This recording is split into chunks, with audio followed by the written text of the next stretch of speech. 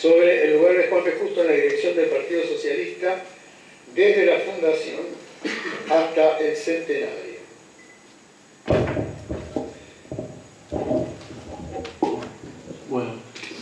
Bueno, muchas gracias por la invitación. Es un orgullo estar acá, rodeado de gente que sabe mucho, que me hayan tenido en cuenta para algunos aportes sobre los orígenes del partido y de Juan B. Justo en él. Sin duda, y eso creo que explica esta jornada, así mismo por supuesto no está en discusión el papel dirigente que tuvo Justo en el partido, a punto tal que se ha hecho habitual que hablemos de, bueno, la hipótesis de Justo también es una idea que ha quedado, el propio título del libro de Aricó, ha quedado inserta la idea en el sentido común historiográfico de todos, y me parece que eso, digamos, no podría subrayarse más la importancia que tuvo Justo, y es claramente indispensable estudiar su pensamiento. Creo, sin embargo, que es importante introducir algunos aportes, algunos matices y algunas problemáticas dentro de ese lugar, sin duda importante que ocupó Justo. Yo quería empezar en ese sentido señalando que me parece importante, que creo que hay que complejizar lo que puede ser una cierta sinonimia entre Juan B. Justo y Partido Socialista, por lo menos en esta etapa temprana. Hay una cierta tentación que todos a veces cometemos, en parte por el peso historiográfico de la historia intelectual al respecto, algo de eso señalaba Patricio antes, y en parte por el ya dicho indudable papel que tiene Justo, pero creo que esa sinonimia a veces tiene que ser problematizada. Y creo que esta complejización, esta problematización de la sinonimia, pienso que puede darse en dos direcciones, por lo menos. Una de las direcciones, que es de la que no voy a hablar, y que por caminos totalmente independientes Patricio habló, yo no sabía que lo iba a hacer, creo que es una de las formas de complejizar esa sinonimia entre el Partido Socialista, Juan B. Justo como algo único y excepcional, y acá tomo la vena que dijo Carlos al principio, con esto de no normalicémoslo, tratemos de ser más precisos. Uno de los caminos es ponerlo en el contexto internacional, que es un poco lo que señaló Patricio. Soy de la idea de que si uno lo mira más en el contexto internacional, el pensamiento de Juan B. Justo es menos único y original de lo que a veces podemos creer. O mejor dicho, que dentro de la Segunda Internacional hay mucha más heterogeneidad y originalidad y eclecticismo del que a priori se podría creer. Solo un cierto esquematismo de lo que parece ser la Segunda Internacional ubica a Justo como un caso excepcional. A veces es la contracara, ese excepcionalismo que se atribuye a Justo, de una cierta caricatura que se construye de la Segunda Internacional. Pienso que la propia Internacional es muy heterogénea. Hay muchos casos que podrían ser caracterizados como originales, y lo son, y lo que uno encuentra es que es mucho más compleja la historia de la Segunda Internacional, que además es muy difícil de reconstruir, porque como ya dijo Haupt, es una historia que durante mucho tiempo a nadie le interesó reconstruir, porque unos querían hacer una caricatura de la segunda, me refiero a la tercera, para oponerse, y los continuadores políticos de la segunda tampoco tenían mucho interés en recuperar esa etapa de lo que había sido el marxismo en la Segunda Internacional. Incluso lo que a veces atribuimos como ortodoxia también debe ser problematizada, la idea de, todo creo que tiene que ser visto con más atención. Y ahí hay problemas de todo tipo, uno de los cuales serio es idiomático en cuanto a la formación. Hay una gran cantidad de materiales que solo están disponibles en alemán, ni hablar los que están en ruso. Es decir, si uno quiere hacer un trabajo riguroso hay problemas, ni hablar de disponibilidad de los materiales. Decía que no era tanto ese el tema, sino que quería ir a la complejización de esa posible sinonimia en otra dirección. ¿En qué dirección? En la de discutir hasta qué punto, pero sobre todo de qué manera, la posición de Justo se fue haciendo hegemónica en el Partido Socialista Argentino del periodo temprano. Más de qué manera que hasta qué punto. ¿Por qué? Porque creo que el punto, podemos tener un acuerdo bastante claro que hacia fines de la década del 900, y lo estoy llevando un poquito más adelante de lo que eventualmente se podía poner, que se decía que en el 98 ya uno ve que la línea de Justo, que después también podemos discutir un poco, se hace hegemónica. Pero me interesa hablar el problema de qué manera, es decir, cuál es el lugar y la vía de influencia que tiene esa hegemonía, esa dirección política de Juan B. Justo. En este sentido, si uno mira historiográficamente, creo que hay como dos polos opuestos en cierta mirada historiográfica sobre el lugar que ocupa Juan B. Justo en la dirección del Partido Socialista. Hay uno que podría decir con ciertas comillas, aunque quizá no hace falta las comillas, una lectura oficial, quiero decir, del propio partido, sin que eso sea despectivo en ningún caso. Y que fue construyendo vía radiografías, de artículos, folletos y demás, podría decir, un desarrollo no problemático de la hegemonía de Justo en el Partido Socialista. Es decir, presenta el lugar, la transición entre los orígenes o la caracterización de las primeras etapas de una manera no problemática. Pongo un ejemplo solo de esto. Haciendo un trabajo hace poco que va a ser publicado en PIMSA sobre los colectivistas, que fue una ruptura que tuvo a fines del siglo XIX el Partido Socialista, encontramos en el CEDINCI un material, bueno, no que fue un descubrimiento de un incunable, hay en el CEDINCI un material que es un folleto editado por el Centro de la Tercera, o sea de Barracas, cuando cumplen creo que 35, 40 años, no me acuerdo, en los años 30. Y hacen, como la ruptura colectivista había estado basada en Barracas, hace una historia del centro en el folleto, es un folleto más bien vindicatorio, por supuesto, de la historia del partido, y tienen que pasar por ese momento. Y es interesante porque lo mencionan, no pueden no mencionarlo, porque fue parte de esa historia del centro de Barracas, pero lo mencionan de una manera no problemática, como diciendo, bueno, hubo ciertas tensiones que en el Congreso del 900 pudieron llegar a buen puerto y quedó ahí. Es decir, es un buen ejemplo. Si uno mira los Dodón, el libro editado por el partido en 1910, que se llama Movimiento Obrero y Social Argentino, se presenta de una manera no problemática eso. Creo que hay otro polo, exagerando pero no tanto, el otro polo creo que está un poco representado por el trabajo que hizo Ratzer, que presenta claramente como una ruptura entre una vieja guardia marxista, dice él, revolucionaria, que estaría representada por Abel Alemant, y la dirección reformista bernsteiniana de Justo. También tenía su intencionalidad política la lectura de Ratzer, en el sentido de buscar un pasado, una reivindicación determinada, y creo que tiene un gran mérito el trabajo de Ratzer, o los trabajos de Ratzer, en el sentido de que exhumaron una serie de discusiones, exhumaron sobre todo las colaboraciones en alemán de Alemant en la Die Neue Zeit, y al mismo tiempo tiene problemas. Creo que tiene problemas porque no se sostiene esa tesis, a mi juicio, de que había una vieja guardia revolucionaria que fue desplazada por una dirección reformista en algún punto de la década del 90, en gran medida porque uno no encuentra esa vieja guardia revolucionaria, y el propio Laliman, en muchos aspectos, es crítico de la década del 900 de Justo, y en muchos otros no, y al mismo tiempo hay que ver el lugar que ocupaba Laliman, que era una persona que ya tenía 75 años en la época, y era así un corresponsal de la Die Neue Zeit, lo cual tenía un peso, pero de ahí a decir que había una vieja guardia revolucionaria que fue desplazada, eso no se encuentra. Uno encuentra mucho de lo de la vieja guardia, de los fundadores, vamos a decir, del socialismo en el año 90, 91 y 92, que siguen teniendo un papel dirigente en el socialismo posterior. Entonces, me parece que estamos todos apuntando en un sentido y en otro a complejizar esta mirada, a ponerlo en un contexto más preciso. Entonces, mi intención es ver cómo se desenvuelve efectivamente ese lugar que va a ocupar Justo en la dirección del partido, y para eso hay que ir al archivo, a las cosas, hay que ver con cierta precisión y rigurosidad el papel que jugó Justo. Y uno encuentra algunos elementos que los voy a señalar y después voy a aportar mi interpretación, mi caracterización al respecto. Primero que Justo, porque acá hay que ir a la cierta cronología, Justo ocupa un lugar muy destacado, creo, entre el 94 y el 96, en casi todos los planos de los organismos de dirección del partido, del protopartido, es decir, de ese embrión que ha sido más o menos estudiado. Él es el fundador, sacándole el aura mítica, pero es un fuerte, dirige el periódico en ese primer periodo, y forma parte del comité ejecutivo. Está en las actas, se participa de las reuniones, tiene un rol muy, muy activo, que se ve temporariamente suspendido cuando él viaja a Estados Unidos en el año 95, pero lo retoma cuando vuelve en la convención que al fin del 95 él tiene un papel dirigente, y él es candidato en la primera presentación socialista a principios de 1896.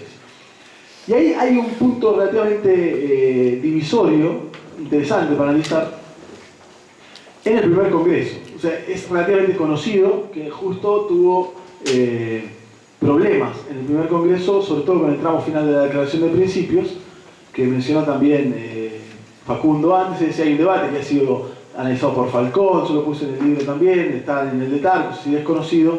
Hay un debate sobre el tramo final de la Declaración de Principios en el que se termina imponiendo una visión un poco más radical que la que planteaba Justo. Esto está en la... Aunque ambos planteos, y esto quiero decirlo, están dentro de la ortodoxia y la segunda internacional. Todo está en la misma avenida en la que eso era perfectamente podía ocurrir.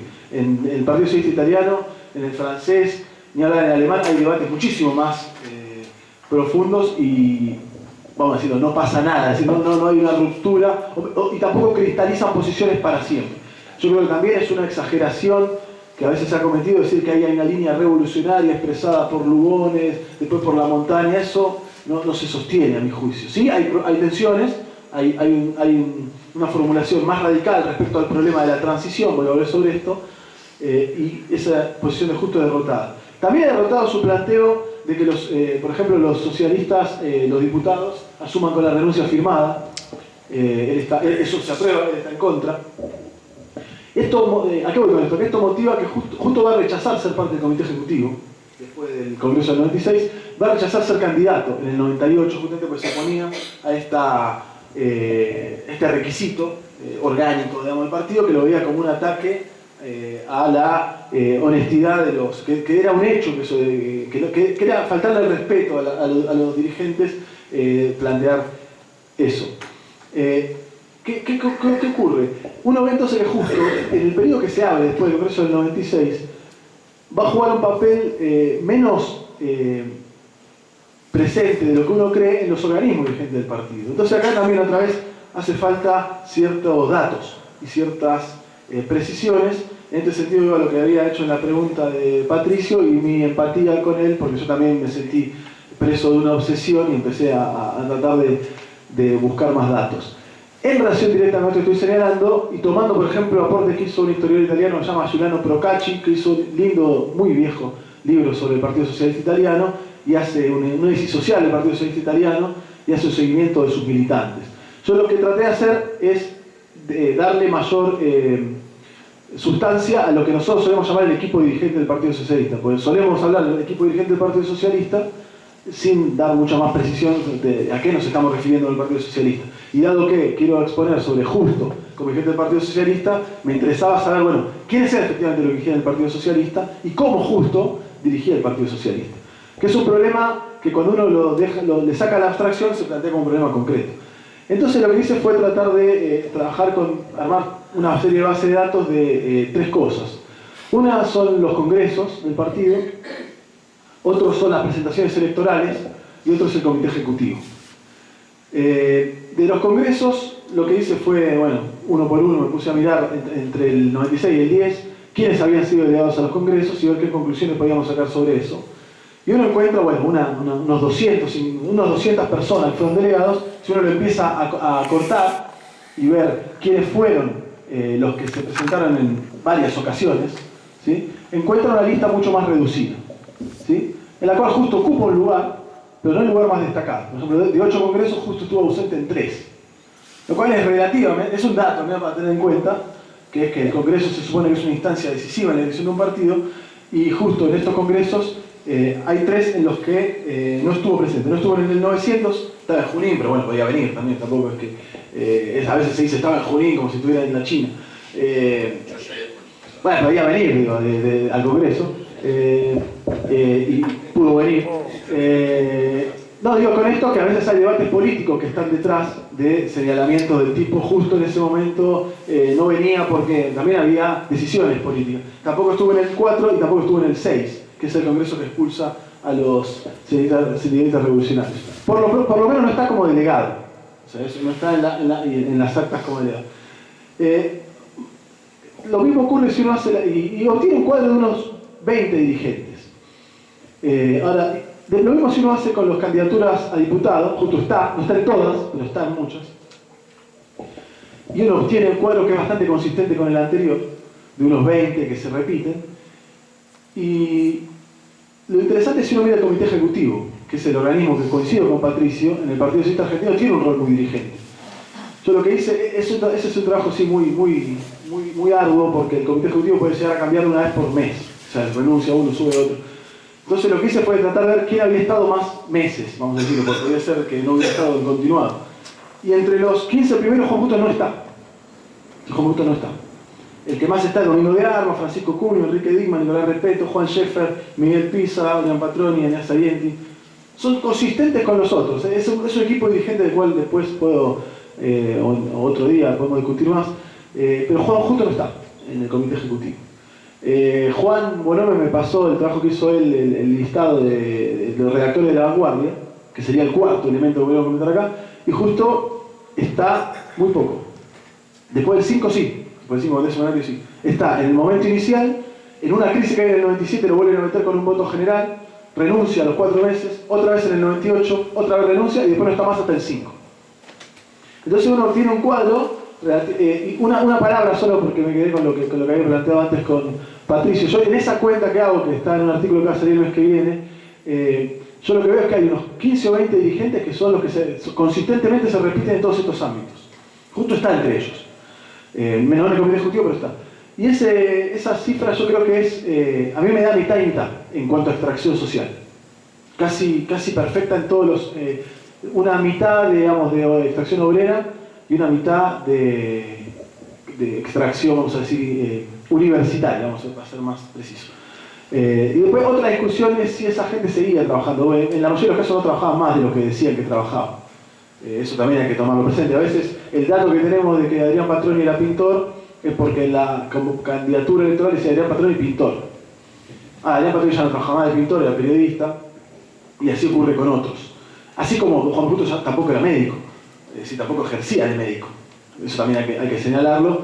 Supongo que en el mismo caso Víctor Aldo y otros que eran abogados ya no trabajaban como abogados. Pero eso sería otra discusión, es decir, cuál es la real, las características de la existencia social de ese cuadro dirigente. Pero para lo que nos ocupa hoy, me llamó la atención al menos, advertir que Juan P. Justo ocupa un lugar efectivamente de influencia y hegemonía, pero lo encontramos ausente del comité ejecutivo, no con un papel de director del periódico, sí viviendo en otra ciudad, que en esto sí juega un papel importante en algún periodo, porque no está en el... Ese conjunto no parece estar en la dirección cotidiana del partido. En el periodo por lo menos que va hasta 1905, tampoco pensemos en un grupo parlamentario porque no lo tiene el partido en este momento.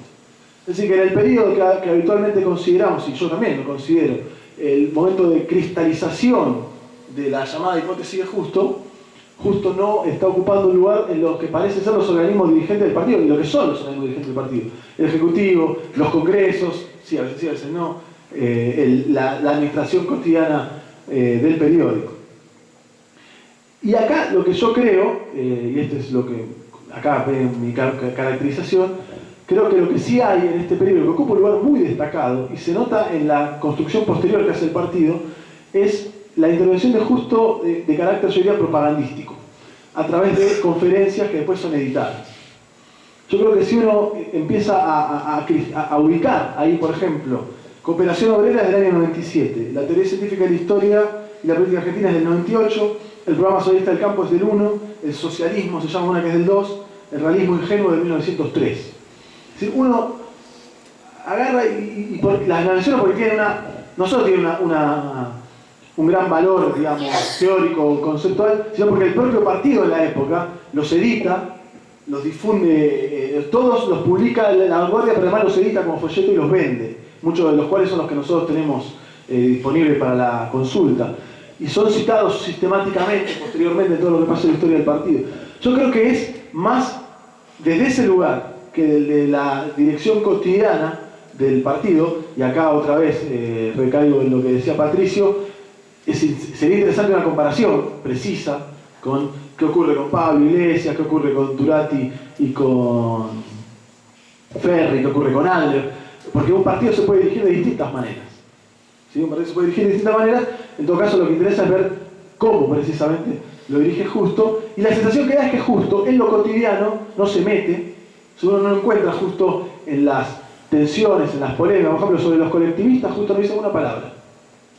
Quizá tiempo después dice, sí, tuvimos algunos problemas con una ruptura que partió al medio del partido. Esa fue la envergadura que tuvo. Le tuvieron que dar 5 lugares sobre 15 en el Congreso después para que volviera. Y lo pusieron, y cambiaron la dirección de un comité ejecutivo y pusieron un Consejo Nacional. Esa fue la envergadura. Y justo eso dice una palabra. Algo de eso decía Patricio tomando algunos casos que hay cosas en las que justo no se mete. Él dirige el partido como apuntando hacia arriba, diciendo vamos a marcar, y lo marca yo creo, por supuesto editorial de La Vanguardia, que a veces son difíciles de rastrear cuáles son de justo y cuáles no, pero creo que sobre todo en alguna serie de conferencias y de intervenciones que son muy marcadas. No me voy a meter porque no me va a dar el tiempo y porque ya lo han hecho otros.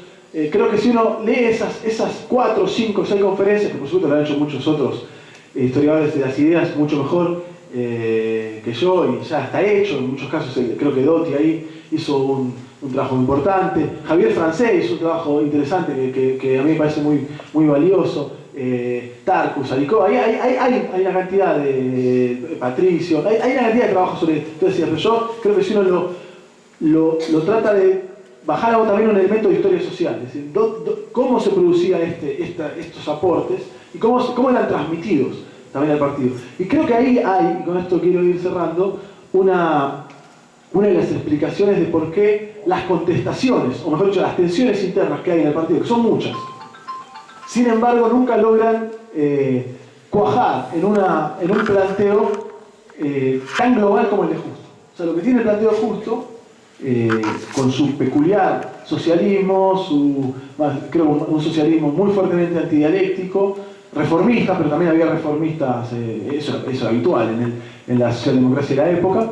Creo que lo que ocurre es que los críticos siempre critican aspectos parciales de la armazón teórica del Justo. Nunca hacen o no logra coagular en este periodo temprano una oposición global. Creo que si uno tuviera que resumir muy brevemente los puntos de Justo, que son un énfasis en el desarrollo de la historia, en el desarrollo capitalista de la Argentina como un producto del desarrollo capitalista global, es decir, él ubica a Argentina como parte de ese proceso global y por tanto una clase trabajadora presente y que por tanto una clase trabajadora que debe ser organizada. Ahí hay grandes las discusiones del Partido Socialista temprano pasan por ahí. Le critican que la clase obrera todavía no está madura para ser organizada en un partido. Eso lo dice el Forbes en el 91, lo dicen los colectivistas en el 98, cuando dicen no está maduro esto para ir a la lucha política, y creo que hay un mérito de Justo, y acá hablo como historiador, pero también como militante del movimiento obrero argentino, fue haber planteado tempranamente la necesidad, no solo la posibilidad, sino la necesidad de un partido obrero independiente en la Argentina. Eso lo dice Justo no solo con Ferri en el 10, lo dice muy tempranamente y siempre lo dice. También otros, pero Justo lo insiste muy fuertemente. Creo que este es el aspecto más cuestionado, porque el elemento, creo que troncal de la concepción de Justo, que está en Cooperación Obrera del 97, cuando él dice, no puedo entender que Marx dice que la clase obrera saca su fuerza, que el capitalismo oprime, desarrolla y al mismo tiempo hace cada vez más oprimida y alienada a la clase obrera. O una cosa o la otra, dice. La burguesía superó el feudalismo porque se hizo cada vez más fuerte, no cada vez más débil. Metieron un artificio, no tengo la cita textual, pero dice más o menos eso, de Cooperación Obrera. Metieron un artificio llamado dialéctica que yo nunca entendí. Eso que está en varios lugares de la Internacional, en Justo es fuertísimo. Y Justo sabía de lo que hablaba. Porque Justo cuando sale las premisas del socialismo de Bernstein en el 99, dice, un experto en Engels y Marx como Bernstein suscribe esto y lo dice en el realismo ingenuo. Y ahí creo que hay una visión no problemática de la relación entre reforma y revolución, en absoluto. Es totalmente no problemática la relación. Él dice, somos reformistas porque somos revolucionarios porque somos socialistas, porque somos reformistas, que es lo que decía el Partido Socialista Italiano en la época. Pero ahí hay un elemento muy fuerte que creo que hay un elemento explicativo que a esto iba. Los críticos de Justo del periodo no apuntan a este. Este es un aspecto no problematizado por sus... Y lo último, la lucha de clases desde esta perspectiva para Justo tiene un carácter también no dialéctico, no problemático. Dice Justo textual en el Congreso de Copenhague, no somos absolutamente un partido de violencia, somos un partido de orden en un país de revueltas. Y en el Congreso Fundacional Justo dice, adoptemos sin titubear todo lo que sea ciencia Y seremos revolucionarios por la verdad que sostenemos y la fuerza que da la unión, muy distinto de los falsos revolucionarios plaga de los países sudamericanos. Y lo termino, Francés dice que para Justo la lucha de clase representa una vía al progreso en la medida en que constituye una disputa constructiva dotada de armonía realizada por cada clase mediante la búsqueda metódica y calculada de sus intereses. O sea, ese elemento creo que han otros autores trabajado mucho mejor que yo estoy lejos de ser un experto en el tema filosófico, pero lo que sí quería señalar es que lo que uno observa en las tensiones internas que hay en el partido en este periodo temprano es que esa parte de los planteamientos de Justo, que son muy medulares, van a ser las menos cuestionadas, van a ser mucho más cuestionadas las que hablan de relaciones entre lucha política y lucha económica, el lugar de los sindicatos en la vida partidaria y demás. Y creo que eso, y con esto sí cierro con lo que decía Patricio de doctor, uno observa que la autoridad política que tiene Justo sobre el resto del equipo de dirección es abrumadora y está dado, creo, por este tipo de elaboraciones que acá sí ningún otro de los dirigentes del Partido Socialista de la época está ni de cerca de realizar aportes como los que están en este tipo de folletos o este tipo de conferencias. Ya acá Nicolás Ibarra por debajo de la mesa me está presionando con armas para que termine, sí, termine. Tengo que decir Carlos Miguel Herrera, porque Carlos Herrera, que mi padre está sentado ahí enfrente. Así que vos me dejaste decir Carlos Herrera. Bueno. Así que le agradezco a mi padre que esté presente también. Bueno, mi trabajo hoy, que sintetiza ya quizás algunas preocupaciones de hace algunos años, se inscribe también un poco en esta operación de la que han hablado Patricio y recién Lucas, un poco esto de cuestionar la sinonimia de alguna manera, como decía Lucas, entre Juan B. Justo y el socialismo argentino, historicizando y sociologizando de alguna manera la trayectoria justista. Porque aquí está esta particularidad que yo señalaba esta mañana, que es algo inédito cuando uno compara con las experiencias, sobre todo europeas, que yo conozco más, que no exista, por ejemplo, una biografía de Justo. Que lo más parecido a una biografía de Justo es el trabajo de Cuneo, donde por supuesto no hay fuente, claro, no hay diálogo, no hay dialogado, como en algunas cosas que le pone en boca a Aurora Justo, frase, grandilocuente, bueno, está muy bien escrita y hay algunos datos, sin duda él pudo haberse informado con algunos testigos directos, pero no tenemos, no está en el canon, digamos, de la biografía, ni siquiera de aquel entonces, ¿no es cierto? En realidad, el trabajo de Cuneo marca el acme de alguna manera de lo que es otra particularidad del Partido Socialista Argentino con respecto a Justo, que es el escrito sobre Justo como pasum in cursus honorum de la gran dirigencia socialista. Esto empieza, formalmente empieza ya en el 32 como un dirigente intermedio, como es Enrique Muget, pero el elemento paradigmático es el libro del 33 de Américo Viola, ¿no? Y sobre todo en esos años tenemos, como señalamos en algún otro trabajo, el texto de Violi, el texto de Rodríguez Tarditi, Muget, por supuesto, en el año 35, el de Nicolás Repetto, contribución a una biografía de Juan B. Justo, etc. Pero incluso en la literatura posterior, en el trabajo posterior, y acá podemos usar como elemento paradigmático también el trabajo de Aricó, aquí también es otro tipo de literatura que prima, que es una literatura más bien ensayística, ¿no? El trabajo, porque no es un libro de Aricó sobre Justo, que es muy importante señalar algunas cosas, en particular el hecho de subrayar cómo el proyecto de Justo es un proyecto válido en sí mismo, y que en algún momento tiene tensión con lo que era hasta entonces el Partido Socialista, y que Justo de alguna manera termina imponiendo al partido su propia visión de las cosas.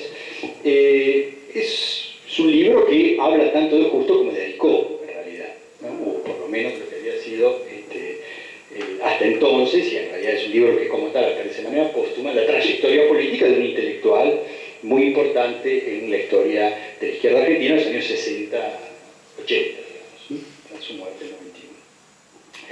Entonces esto deja en la oscuridad para mí un elemento que es muy importante y que ha sido muy estudiado en las historias de otros partidos socialistas, no solamente por la historia, sino también, por ejemplo, por la sociología de los partidos políticos. Aquí pasa como, en particular en el caso de Justo, como si el partido socialista fuera un partido sin jefes. Un partido sin jefes. Esto se escribe incluso en una frase muy famosa de Justo en Teoría y Práctica de la Historia, a igualdad. Esto era como era para todos los militantes del Partido Socialista, de los años 50, 60, etc., era como un catecismo, ¿no? Esto es algo que todo militante socialista, yo puedo hacer la prueba, creo que con algunos de ustedes acá, la conoce de memoria la frase, ¿no? Que menos impone, a igualdad de inteligencia y energía, quien menos impone su persona es quien más impone sus ideas. Entonces esto se ha tomado como la visión misma del liderazgo político dentro del Partido Socialista Argentino. O'Donnell, que es el historiador oficial durante cierto momento del partido, canoniza esta idea diciendo incluso la fórmula un partido sin jefes. El Partido Socialista es un partido sin jefes. Bueno, esto lo está diciendo después que ya el peronismo irrumpió. Hay indudablemente en esta afirmación una manera de marcar una identidad no necesariamente histórica. Pero lo que es interesante es cómo, por ejemplo, O'Donnell u otros trabajos utilizan metáforas para dirigirse al rol preeminente de Justo. Se habla de inspirador, a lo sumo de animador, aunque se agrega que es el animador desde la constitución del partido hasta su muerte, lo cual ya marca un carácter excepcional, ¿no?, del liderazgo. Y finalmente, para evitar una vez más el título de jefe o de líder, se habla, como ya todos sabemos, de maestro, ¿no? A partir de determinado momento no se habla más de Juan B. Justo, no se habla más de Doctor Justo, se habla de el maestro Justo.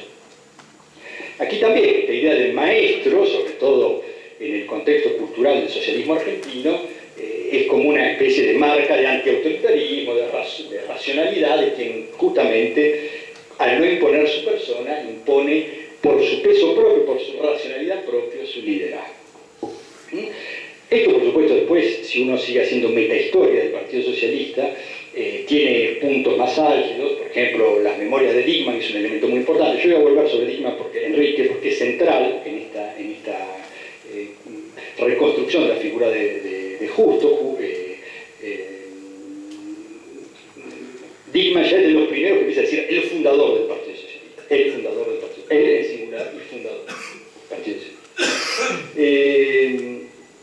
Y en realidad esta historia, me parece, esta metahistoria, ha dejado de lado un conjunto de fenómenos que han sido bien estudiados, sobre todo por la sociología de los partidos políticos desde su nacimiento, ¿no?, de finales del siglo XIX. Por ejemplo, cómo la acaparación de cargos trae aparejada conflictos. Toda organización partidaria conduce a este tipo de organización, la tesis de Michels, cómo las motivaciones de orden personal, ventaja, poder, prestigio, terminan emergiendo en toda profesionalización de la política. Desde el momento que hay profesionalización de la política, vamos a volver sobre esto porque es muy importante, Justo es de los primeros, alguien recordó también que había dejado de ser médico, es uno de los primeros que da el paso, y aparte de un médico, quien decía esta mañana que estaba llamado a ser uno de los grandes cirujanos, profesor titular de cátedra de la facultad, el hecho de abandonar, un poco obligado también en el caso de la cátedra, abandonar la carrera de médico para dedicarse a la política es un elemento muy importante de la constitución de este liderazgo. Pero es sobre todo algo que es muy conocido por aquellos que fuimos militantes en algún momento de nuestras vidas, es la profesionalización de la política, ¿no? Un elemento que no era tan corriente en muchos de estos casos. Ahora vamos a ver por qué. Nos interesa entonces aquí estudiar, en el tiempo que me queda, que por supuesto cada vez va a ser menos, si sigo haciendo así, es el liderazgo interno de Justo, no el liderazgo como, diríamos, intelectual, dirigente político, extrapartidario o transpartidario, sino cómo se construye dentro del partido ese liderazgo. A menudo se han confundido los dos planos, y en general en todo tipo de especulación sobre el socialismo se utiliza más el liderazgo externo, el hecho de que él era muy respetado. Por ejemplo, el libro de Portantiero es un ejemplo cuando él resume la opinión de terceros sobre la figura de Juan B. Justo. Esto ya le daba también un carácter monolítico a esta personalidad. Esto significa, claro, metodológicamente es complejo. Lucas, de alguna manera, estoy cercano a lo que decía Lucas hace un rato, las fuentes que tenemos para estudiar como historiadores son a veces tenues, son escasas. Hay que mirar muy bien los congresos, que es un lugar privilegiado para hoy, para los historiadores de hoy, para el estudio de la vida partidaria, porque es el momento donde más traza escrita tenemos, pero bueno, no siempre tenemos PV completos, hay que estar atentos también a otras marcas, por ejemplo las designaciones para cargos electivos, las designaciones dentro del Congreso, la presidencia, que es un elemento también muy importante, y esto nos va a permitir tratar de determinar un poco mejor lo que yo llamaría el liderazgo justista. Una precisión es que en realidad el liderazgo justista, la expresión del liderazgo justista, en mi cabeza implica dos dimensiones diferentes. Una, que es la propiamente individual de Justo, Juan B. Justo como líder, pero también, porque a partir de determinado momento, esto es muy importante, hay una dimensión colectiva del liderazgo justista, lo que en algún lugar llamamos también con terminología, digamos, trosco-futbolística, el equipo de Justo. Y que no es simplemente, cuando yo hablaba del equipo de Justo en algunos trabajos, es en realidad también marcar que es un grupo de dirigentes que tienen su máxima confianza.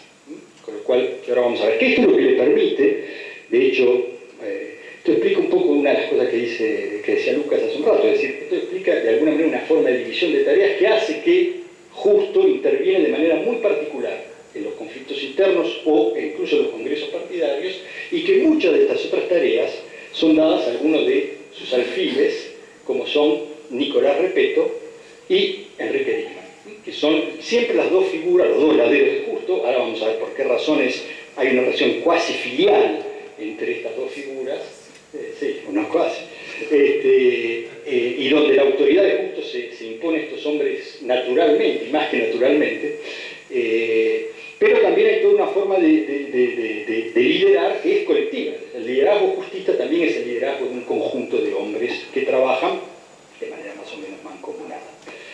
Veamos primero, en el tiempo que me queda, algunos de los elementos del individuo justo, que quiero subrayar. Hay muchos que han sido subrayados por la historia oficial, digamos, de alguna manera, y lo podemos recordar rápidamente, empezando por la abnegación, ¿no? Todo militante de izquierda, para ser líder, tiene que dar pruebas de abnegación, esto nunca ha cambiado, y aquí esto tiene muchas marcas, ¿no es cierto? El sacrificio de su carrera académica, dijimos, abandono de la carrera profesional, etc. Hay un elemento que es menos evocado hoy, cuando hablábamos de estas cosas, pero que era muy importante en esa época, era el coraje físico de Justo. Época de política brava, bueno, después conocimos otras formas cosas bravas, que el coraje individual no alcanzaba siquiera, pero en un momento de la constitución del campo político argentino de esa época, el coraje físico es algo que marca. Por ejemplo, un elemento que es muy resaltado en esta historia es que en 1910, en mayo de 1910, cuando son asaltados los locales de la vanguardia, se retira todo el personal, salvo Justo. Justo se queda con peligro de su vida y se mantiene, y bueno, termina. Las fuerzas del orden terminan entrando después de la turba nacionalista, lo llevan preso, etc. Hay muchos elementos que van en ese sentido, ¿no es cierto? Incluso él, luego del atentado contra su vida en junio del 16, él mismo va a decir, si yo hubiese tenido un arma, lo dice en el Congreso de la Verdi, si yo hubiese tenido un arma, lo hubiese defendido de otra manera, ¿no? De hecho, a Justo le tiran por la espalda, ¿no? No de frente, del tirador. Tiene también cualidades de organizador. Estas también son muy importantes, sobre todo al principio, como estaba hablando Lucas, ya sea en la dirección de la vanguardia, en el sentido estricto, no es el único fundador, es una decisión que se toma colectivamente en esa famosa reunión de agosto de 1893, Justo termina tomando la dirección, y esto es un elemento muy importante, porque ya había habido muchos órganos de prensa antes de la vanguardia, simplemente la vanguardia va a alcanzar la tan ansiada regularidad bajo la dirección de Justo. Y luego hay otros hechos que son más conocidos, como por ejemplo la creación de cooperativas, son varias, son dos, antes que el hogar obrero termine siendo la gran expresión de ese cooperativismo. Pero también conviene subrayar, esto es menos subrayado en las historias oficiales, lo que podemos llamar un poco con Bourdieu, el capital social de Justo en momentos en que ingresa a estas organizaciones socialistas que van a terminar siendo el partido. Primero es argentino nativo. La edad, una diferencia muy importante, es un hombre que está en la fuerza de la edad, es un profesional promisorio, que se recibe en 1888 tras estudios brillantes, tiene una carrera no menos rutilante al principio, incluso como profesor universitario rápidamente, médico cirujano. Todo esto da una cosa muy importante, cuenta con independencia económica. Es uno de los pocos en esos grupos que no dependen de un trabajo asalariado, tienen su independencia económica, y esto le permite disponer, por ejemplo, bueno, la famosa anécdota, pero que no es menos significativa para nosotros, la venta de su coche, de su carruaje, para financiar lo esencial de la vanguardia. No es el único, porque también Kuhn aporta, dice Kuhn, 300 pesos, pero lo más grueso lo va a dar efectivamente Justo. Y tiene también, esto es algo que muchas veces no se subraya, toda una experiencia periodística previa en un diario burgués, en la prensa. Y no ninguna experiencia periodística cualquiera, es el cronista parlamentario de la prensa. O sea que conoce internamente cómo está funcionando el Parlamento argentino. ¿Quiénes son los hombres políticos que están pesando en ese momento? ¿Cómo se discute? Que es toda una serie de conocimientos que es muy superior a la de sus camaradas de entonces. Tiene incluso funciones organizativas previas, como por ejemplo, ocupa funciones, es presidente del Círculo Médico Argentino. También aquí, saber actuar en un tipo de organización que, por supuesto, es un tipo muy particular. Bueno, acá entraba en algunos detalles más históricos, cómo se construye el principio, quién redacta el primer programa, Esteban Jiménez. Bueno, señalaba algunas diferencias, hacía comparación de Esteban Jiménez con Augusto Kuhn, que son algunos de los principales dirigentes en ese momento. Todo esto de este primer periodo, que es un periodo de inestabilidad. Bueno, siempre se habla del viaje a Estados Unidos, en realidad es un viaje a Estados Unidos y a Europa. Un viaje a Estados Unidos porque Estados Unidos publica el mismo un folleto que es primero las crónicas en la prensa, y donde, por ejemplo, le escriben en septiembre al respecto que está viviendo una crisis del espíritu, es decir, justo mismo se está buscando, ¿no? Este hombre se está buscando, pero rápidamente, independientemente de lo que pueda ser su ambición personal, también ese grupo de hombres que están formando el partido tiene mucho interés en Justo. De hecho, apenas llega, preside la convención de 1895 del Congreso, y rápidamente, que impulsa la naturalización de los inmigrantes, y rápidamente se le va a confiar a Justo un cargo importante, porque es el secretario administrativo y es el que va a redactar, por eso su rol tan importante en el llamado Congreso Constituyente, que va a empezar a redactar los documentos. Bueno, sobre dos o tres cosas más individuales, bueno, sus dotes intelectuales se ha hablado mucho, no lo voy a repetir hoy, no tengo nada más allá de decir de lo que se ha hecho hoy: manejo de idiomas, médico, traductor del Capital, interlocutor de algunos intelectuales europeos, líderes intelectuales. Y después, poco más tarde, la participación en los congresos internacionales, ¿no? En Copenhague, Berna y Amsterdam. Tiene también cualidades privadas, que son importantes. Es sobrio y atildado en su aspecto físico, aunque también se dice siempre que es un poco frío y antipático.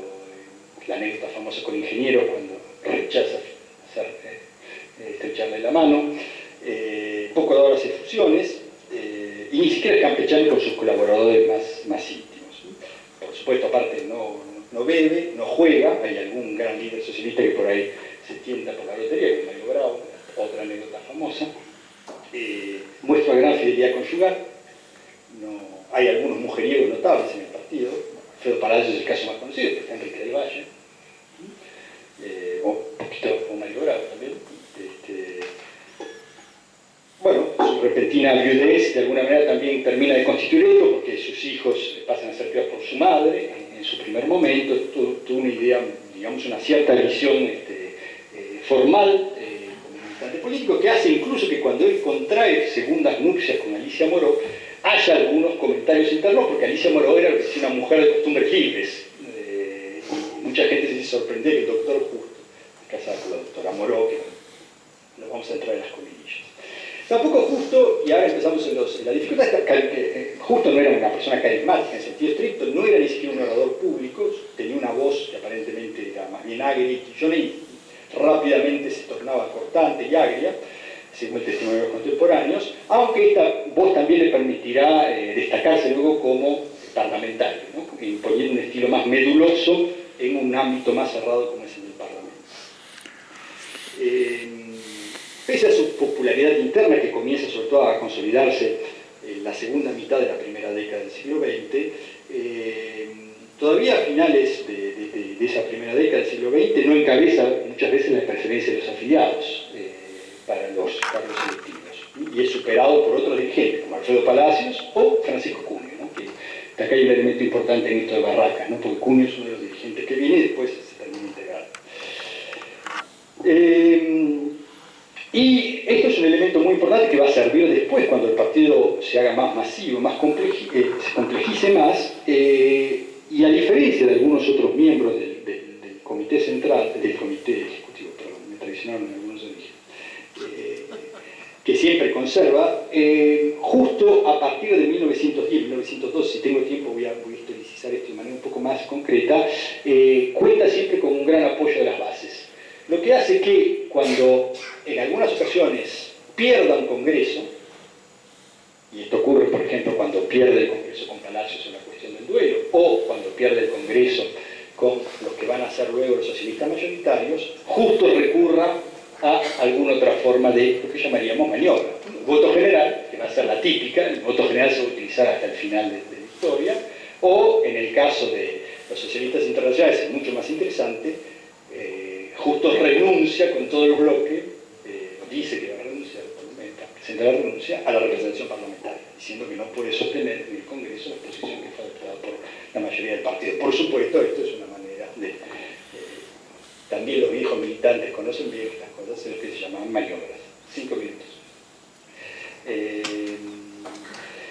Bueno, y aquí entramos, los 5 minutos desgraciadamente entonces no voy a poder tratar mucho, en su estilo interno. Acá yo también hacía un poco, me parecía importante hacer la comparación. Él va a dirigir un poco el partido de una manera muy interesante. Si uno lo compara, me hace pensar mucho a Paulo Iglesias de alguna manera y a Augusto Bebel en el SPD. Es decir, que en ningún momento, por ejemplo, contrario a Jaurès, acá no hay ninguna comparación posible, mal que le pese a Aricó entre Jaurès y Justo, en ningún momento...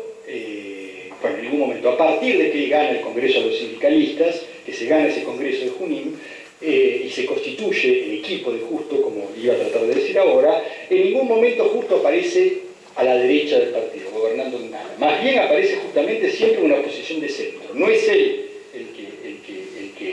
el que se opone duramente a las alas izquierdas que puedan surgir. En general, siempre o Repetto, Dickmann son los grandes. Cuando uno estudia los congresos socialistas de larga duración, siempre hay una manera muy particular de funcionar. Los dos Dickmann, de hecho, Enrique y luego Adolfo, actúan de esa manera, lo cual hace que, de alguna manera, todos estos lugartenientes hacen de pararrayos contra Justo. Justo rápidamente, a partir de determinado momento, nunca más es puesto en cuestionamiento él personalmente. Se puede hablar de la familia checoviana, por ejemplo, se puede hablar sobre todo de Repetto, que hace una bête noire de muchos de los congresos de la izquierda, se puede hablar del bloque parlamentario, el Congreso de la Verde, pero nunca del individuo Justo. Esto es muy particular. Y esto hace que, por ejemplo, incluso en el momento de su muerte, bueno, también acá hay un poco de cálculo, los independientes, los socialistas independientes que acaban de romper, suspenden la campaña electoral, lo saludan públicamente en Libertad, el órgano del partido, y entran, lo acompañan al cortejo de la Chacarita. Acá yo todavía no pude ver bien, hay quienes dicen que los socialistas de la vieja guardia, porque este es un título que se disputaba, no dejan al cortejo de Tomás y todo entrar a la Chacarita con ellos, pero en todo caso se presentan como una vez más como un gesto de preservar algo que seguía uniendo a los socialistas independientes u oficiales, era bien la figura de Justo. Está incluso en Libertad está la foto del retrato de Justo. Bueno, quizás el elemento clave es que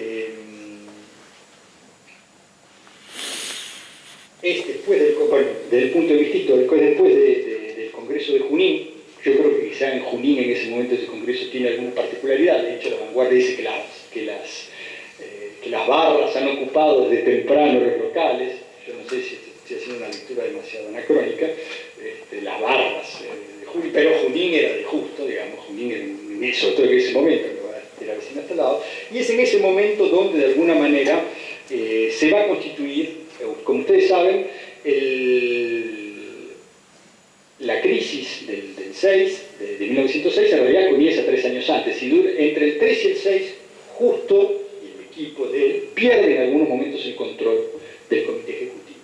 Y con esto voy a terminar, son los dos momentos claves, en realidad, donde va a haber una dificultad. El primero es en este, donde efectivamente hay que recurrir bueno, no la expulsión, pero de alguna manera invitarlos a que hagan sus experiencias fuera para que se constituya ya un comité ejecutivo donde por primera vez Justo tiene mayoría propia, es decir, Francisco Cunio, Domingo de Armas, sobre todo Respeto y Digma, y Basilio Vidal como suplente. Y el otro elemento, el otro momento importante, que va a ser también dentro de pérdida de control, es la crisis que va a terminar con la crisis del socialismo independiente. Porque aquí esta crisis es mucho más compleja porque es de alguna manera un hijo de Justo, Antonio de Tomaso, un hijo de Justo con sus particularidades, ¿no? Como todo hijo siempre es diferente a su padre, que de alguna manera, que conoce perfectamente los engranajes del partido, va a lograr constituir una mayoría en el comité ejecutivo. Todo esto, por supuesto, después en la historia oficial se va a denunciar que se inventaban locales, etc. Con lo cual acá la maniobra va a ser otra, se cambia en un congreso, se cambia el modo de designación al comité ejecutivo, que pasa a ser por el voto general y no ya más por los centros. Y esto le va a permitir al partido conservar el control hasta el Congreso del 27, donde ya los libertinos se han ido y es el primer congreso. Y este es un congreso importante porque de alguna manera Justo aquí hace el balance de todos estos años, trata de reafirmar la identidad del partido y al mismo tiempo todos dicen que él muere, dice Digman, dicen otros, muere muy amargado, muy triste de lo que ha pasado en el partido en esos momentos. Muchas gracias. Bueno, entonces ahora va a hablar Daniel Campione sobre la polémica Justo-Ferri.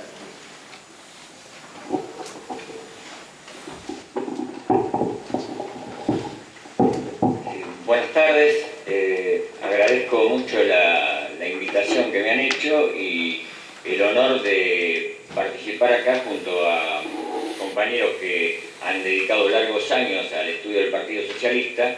Yo he llegado a ese tema por una vía más indirecta, que es estudiando los orígenes del Partido Comunista. Entonces, bueno, no es una formalidad en mi caso, casi todo el mundo acá, todo el mundo sabe mucho más que yo del tema, pero simplemente quería traer acá algunas puntualizaciones, sin desmedro de lo que plantea Carlos en un artículo muy reciente, porque al menos yo accedí muy reciente a eso, de un encuadre mucho más general de la discusión de Ferri con los socialistas argentinos y que fuera más allá de Juan B. Justo, pero yo creo que, como dije, sin desmedro de eso, vale la pena quizás volver sobre algunos planteos que hace Justo en su respuesta a Ferri, en su respuesta final a Ferri en su primera visita, y bueno, ver lo que me parece que son importantes tomas de posición en torno al sentido y alcance de la existencia de un partido socialista en Argentina en ese momento, que va acompañado con algunas caracterizaciones también gravitantes sobre qué tipo de sociedad, qué tipo de capitalismo es el argentino, etc. Bueno, en primer lugar, creo que algo a señalar es cómo enfrenta Justo a Ferri el lugar que le asigna y la crítica que le hace. Para Justo, Ferri se ha comportado como más que como un socialista en su viaje a la Argentina, como una especie de aliado de lo más granado de las clases dominantes argentinas. Le cuestiona el haber sido homenajeado por la gran prensa, el haber sido escuchado con atención en lo que él llama universidades parásitas, etc. Y más de fondo le echa en cara que su posición, la posición de Ferri en contra de la pertinencia de la existencia de un partido socialista en Argentina, viene a coincidir con una posición clásica de las clases dominantes en cuanto a mirar a la cuestión social y a la cuestión obrera como una flor exótica en una sociedad abierta, en desarrollo, con muchas posibilidades económicas y escasa población como era la Argentina. Justo va a despotricar con toda la fuerza con esa idea de el socialismo es una flor exótica en el país como algo que viene a coincidir con la posición de justamente quienes están en contra de la causa obrera y socialista. Hay un elemento de descalificación y además de un cambio de frente muy claro ante un comienzo de la relación en el viaje, ¿no? De la relación con Ferri, que es celebratoria y de homenaje a la visita de ese ilustre sabio, además socialista, para pasar a plantarse como un verdadero socialista frente a alguien que de alguna manera no lo sería. Otro punto fundamental es el ataque justo a esta idea de que la clase obrera es instalada por la máquina de vapor.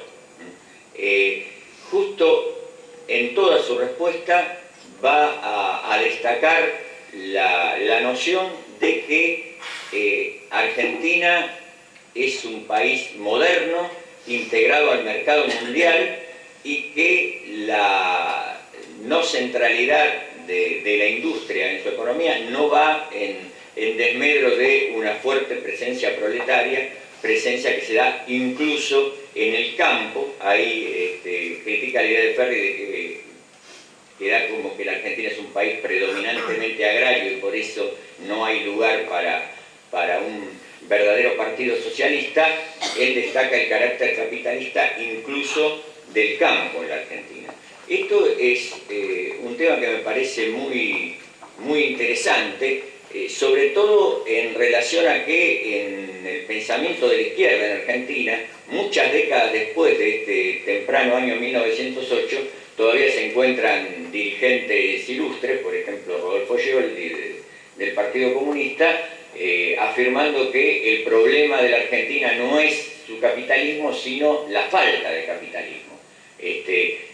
Claramente la posición de Justo no es esta, todo el tiempo está destacando el nivel de desarrollo capitalista de la sociedad argentina y señala también la existencia de lo que podríamos llamar un proletariado diversificado y extendido por varias ramas de la economía. Él habla de un proletariado que se desenvuelve en los más de 20.000 kilómetros de vías férreas, en la construcción de las ciudades en pleno proceso de expansión, en la propia agricultura que destaca, está en gran parte mecanizada y menciona también talleres, bodegas, fábricas y señala la importancia del desarrollo de la industria en la Argentina de esa época. Otro tema que ingresa para debatir con Ferri es la argumentación, y más de una vez es la argumentación que proviene del Capital de Marx. Él claramente hace ingresar el capítulo 25 del Capital, donde introduce la cuestión de la colonización sistemática en los países periféricos, donde la clase dominante genera las condiciones para el surgimiento de un proletariado, de un proletariado desposeído, el cual al no tener acceso a la tierra no va a tener otro remedio que ingresar a las relaciones salariales. Dice en un momento, necesita entonces el productor manual trabajar como asalariado, por lo menos el tiempo preciso para ahorrar el precio arbitrariamente fijado a la tierra, especie de rescate que paga para redimirse de su situación de proletario. Y paralelamente a eso, destaca que el fomento de la inmigración permite digamos, hacer el relevo de los proletarios que dejan de serlo, garantizar que siga habiendo un conjunto importante de mano de obra explotable. Es decir que, una vez más, lo que va a destacar Justo es la generación o la existencia de una clase obrera importante, más allá de que no ha acaecido algo así como una revolución industrial en Argentina, y colocando a nuestra sociedad en un lugar de integración a un mercado mundial, de un lugar de asociación al desarrollo capitalista a escala mundial, que la coloca en un lugar muy diferente de una sociedad puramente agraria. No aparece la idea de que haya resabios feudales o una sociedad que se pueda considerar meramente como atrasada, como en un estadio anterior al desarrollo capitalista. En cuanto a la idea de partido, Justo claramente defiende la idea de el Partido Socialista como partido de la clase obrera. Y ahí se da esa contraposición cuando Ferri plantea que sería pertinente en todo caso un partido obrero, pero no socialista, y tiene esa mirada condescendiente donde incluso trata de simpática la labor del Partido Socialista de Argentina, y le asigna sobre todo un rol de reemplazo de alguna manera a un partido radical que no existe. Ahí en la caracterización del radicalismo argentino me parece que hay un acercamiento entre ambas posiciones. Ferri dice que el partido radical argentino es un partido de la luna, que solo tiene como planteo la abstención electoral y el alzamiento revolucionario, el camino de las armas. Justo parece admitir acá la idea de cierta suplencia del partido radical, pero no plantea eso como lo central, y además ensaya la idea de que no hay base en la sociedad argentina, no hay un sector social que pueda constituir o ocupar el lugar de la base de masas de un partido radical de estilo europeo. Incluso menciona la idea de que los radicales verdaderos de la sociedad argentina pueden participar, pueden integrarse en el Partido Socialista. Parece que subyace acá la idea de por un lado, una independencia del Partido Socialista, un lugar de independencia de clase, pero al mismo tiempo la posibilidad de atraer y de incluir a otros sectores sociales. Hay un párrafo de Justo que me parece ilustrativo, que habla de los distintos orígenes de quienes militan en el Partido Socialista, o de que pueden llegar a militar en el Partido Socialista, y habla de obreros numerosos que roban horas al sueño y sacrifican sus recursos precarios a la emancipación de sus clases.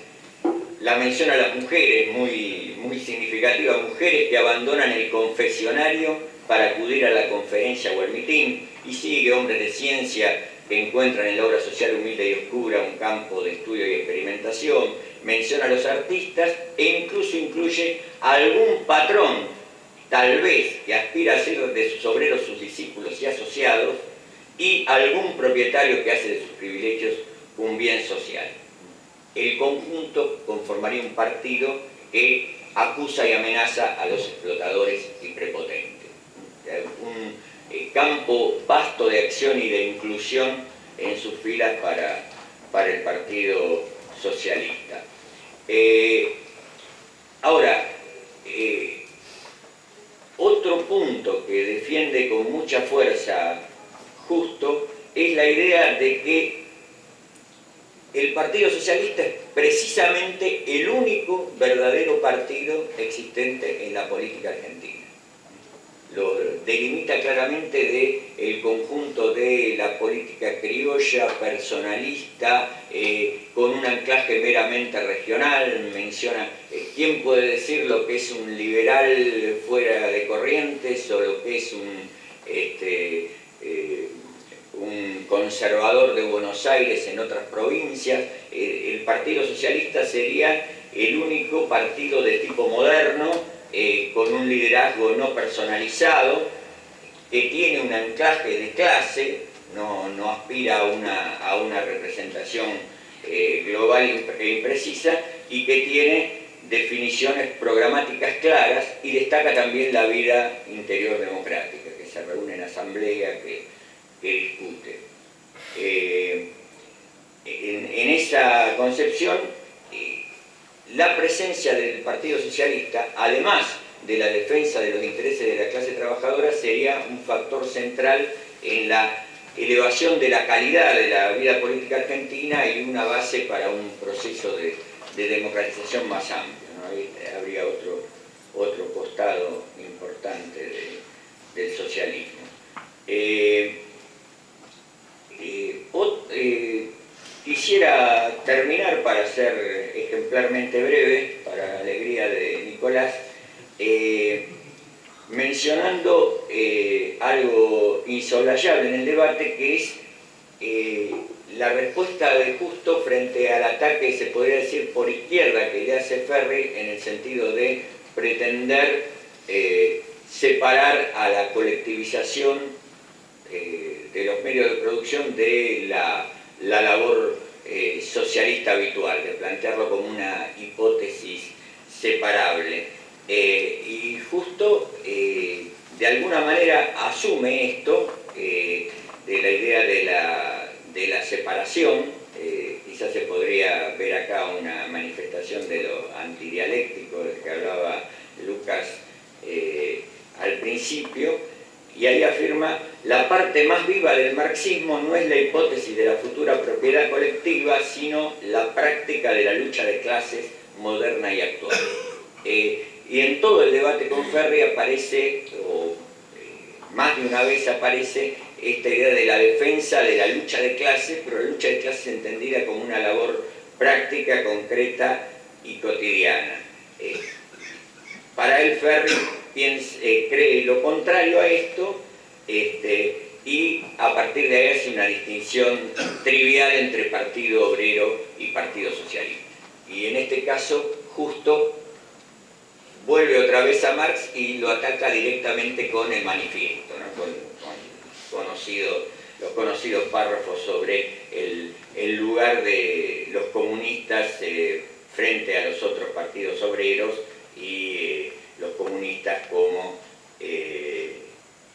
no distinguiéndose de esos otros partidos, no establecen ningún principio especial según el cual quieran modelar el movimiento proletario, y lo que tienen en particular que defienden el interés del movimiento obrero con prescindencia de las cuestiones nacionales, con una perspectiva más amplia.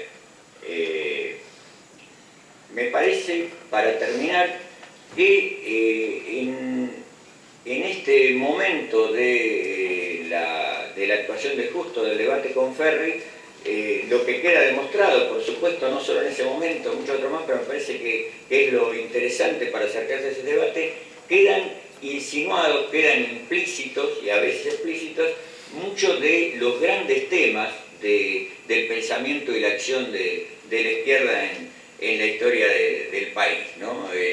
Qué tipo de revolución o de transformación social sería necesaria, la relación del partido con el movimiento obrero, las vías para influir sobre las masas del campo, y esto último que decía, el papel de la socialización de los medios de producción.